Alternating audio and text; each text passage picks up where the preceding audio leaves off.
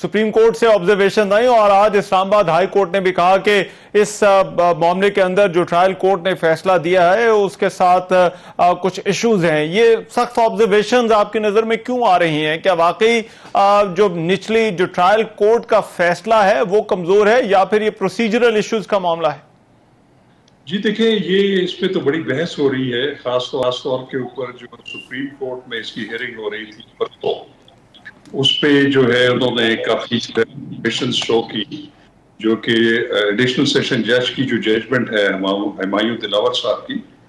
तो उस पे एक बात जो अजीब ये थी वो ये थी कि सुप्रीम कोर्ट के सामने कुछ जो है वो दरखास्त पड़ी हुई थी, जो कि इस्लामाबाद हाई कोर्ट ने तोशाखाना केस में कुछ मुतफर्रक दरखास्तों पर जो है वो फैसले सादर किए थे, जो कि पीटीआई ने सुप्रीम कोर्ट ऑफ पाकिस्तान में चैलेंज कर रखे थे। और ये उस वक्त की बात थी कि जब अभी हुमायूं दिलावर साहब की अदालत ने अभी उस पर तोशाखाना केस में फैसला नहीं किया था।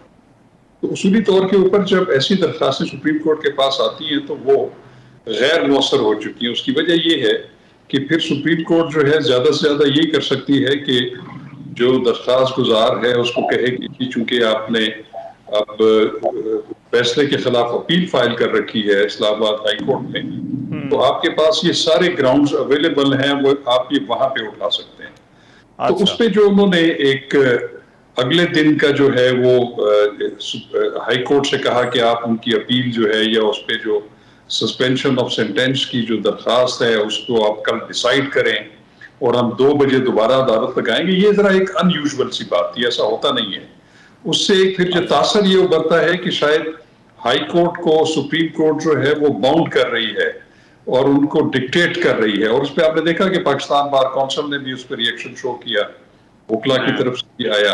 और फिर उससे फिर अजीब बात ये हुई कि कल जो गुजर गया है उस दिन फिर उसकी समाअत हुई और वो फिर 2:15 बजे तक चलती रही। फिर वो आज के लिए जो है एडजर्न हो गई और फिर हमने ये भी सुना कि सुप्रीम कोर्ट ऑफ पाकिस्तान जो है वो उसने असेंबल होना था उसके बेंच ने, उसके बाद वो भी नहीं हुआ और उनकी जो एक अगर इम्प्लाइड सी डायरेक्शन भी थी वो भी वायलेट हो गई।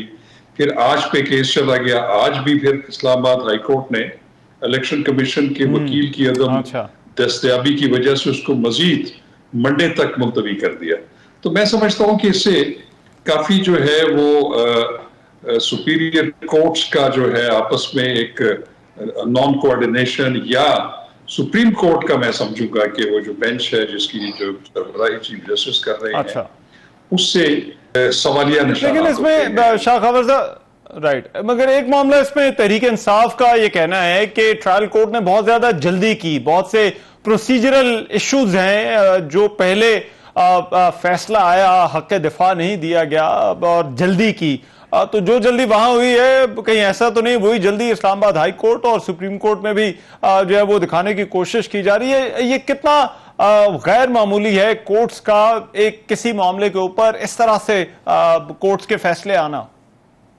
देखिए मैं आपको बताऊं कि जहां तक जो एडिशनल सेशन जज हुमायूं दिलावर की जजमेंट का ताल्लुक है, गो के उस ट्रायल में भी पीटीआई की तरफ से और उनके चेयरमैन की तरफ से भी बहुत ज्यादा जो है डिले हुआ, लेकिन फिर भी जो उनका ड्यू प्रोसेस उनको जो एक्सटेंड होना चाहिए था, मसलन वो अपने सफाई में शहादतें गुजारना चाहते थे, गवाह गुजारना चाहते थे, उनको बिल्कुल इजाजत देनी चाहिए थी।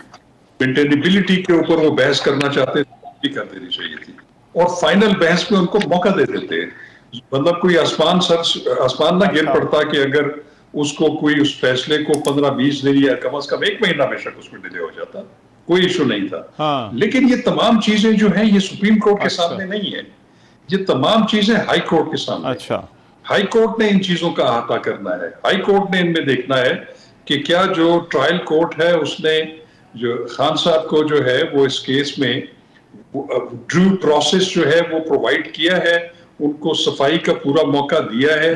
तो वो तो यकीनन मैं भी बतौर वकील ये कहूंगा कि वो तो उसमें तो लैकिंग है और उस पे हाई कोर्ट जो है वो कोई भी जो है वो फैसला कर सकती है।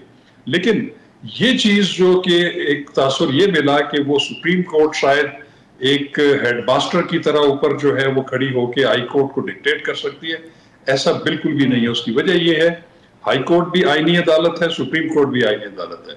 जब हम सुपीरियर जुडिशरी की बात करते हैं तो फिर हाई कोर्ट और सुप्रीम कोर्ट दोनों सुपीरियर जुडिशरी में आते हैं। और दूसरी चीज ये है कि सुप्रीम कोर्ट की आइन में कहीं पे भी हाई कोर्ट्स के ऊपर सुपरवाइजरी ज्यूरिसडिक्शन नहीं है। हाँ, हाई कोर्ट्स की जो है वो आर्टिकल 103 के तहत अपनी सब ऑर्डिनेट कोर्ट्स के ऊपर सुपरवाइजरी ज्यूरिसडिक्शन जरूर है।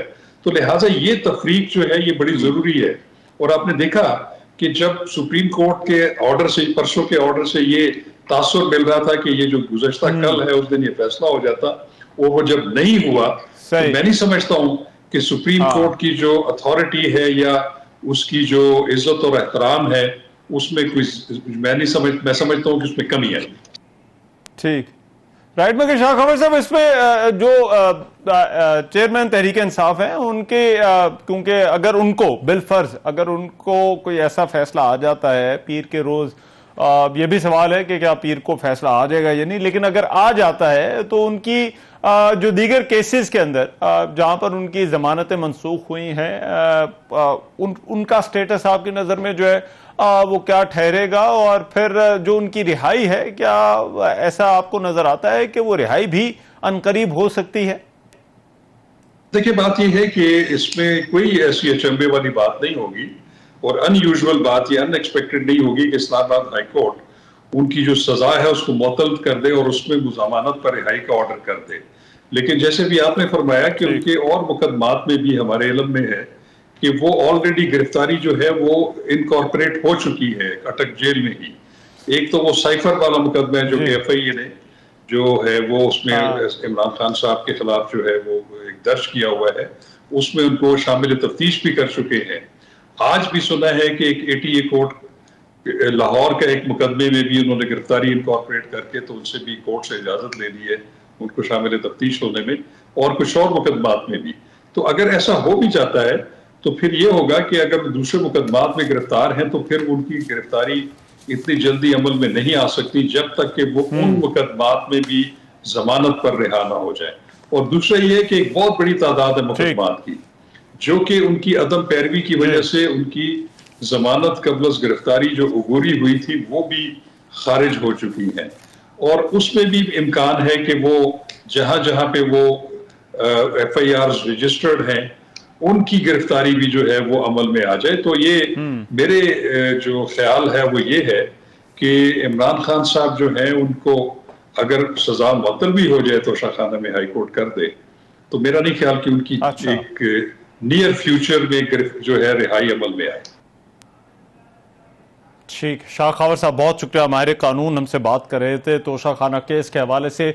आज तवक्को की जा रही थी कि इस केस का फैसला इस्लामाबाद हाई कोर्ट की तरफ से सुनाया जा सकता है इस मामले के ऊपर, या फैसला महफूज हो सकता है, लेकिन आज जो इलेक्शन कमीशन के वकील हैं अमजद परवेज, उनकी तबीयत खराबी की वजह से इस मामले की समाअत ना हो सकी और अब ये समाअत पीर के रोज तक मुलतवी कर दी गई है।